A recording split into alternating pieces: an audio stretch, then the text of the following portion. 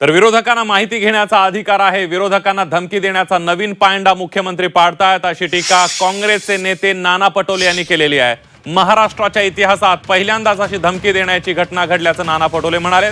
तर सरकारला उत्तर द्यावंच लागेल, महाराष्ट्राला धमकावून चालणार नाही असं म्हणत आदित्य ठाकरे यांनी मुख्यमंत्र्यांच्या कालच्या भाषणाचा समाचार घेतलाय। नवीन आयाम महाराष्ट्राच्या राजकारणात आलेला आहे।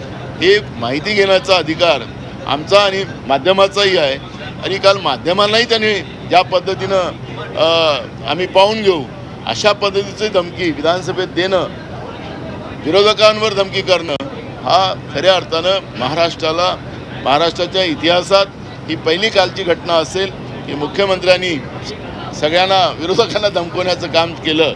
हे खऱ्या अर्थानं ही काळा दिवस म्हटलं तरी चालेल अशी घटना काल झाली। एवढंच प्रश्न विचारत तुम्हाला झोंबत असेल तर का बसले त्या खुर्चीवर? तुम्ही ज्या खुर्चीवर बसलेले आहात, ज्या सत्तेमध्ये बसलेले आहात, लोक तुम्हाला सवाल करतील। भ्रष्टाचार किया है, पैसा खाया है, तो गाली भी खानी पडेगी हे समजून घ्या। लोक प्रश्न विचारतील, तुम्हाला उत्तर देणं गरजेचं आहे। महाराष्ट्राला धमकवून चालणार नाही। तुम्ही हिंदीत धमकवा, इंग्लिशमध्ये धमकवा, फ्रेंचमध्ये धमकवा, तुमच्या धमकी आम्ही ऐकून घेणार नाही। महाराष्ट्र या धमकीला बळी पडणार नाही। आम्ही प्रश्न विचारत राहू। तुम्ही जी अनियमितता केली असेल, तुम्ही जे घोटाळे केले असतील, भ्रष्टाचार केला असेल, तुम्ही ज्या थापा मारता त्याला एक्सपोज करत राहू।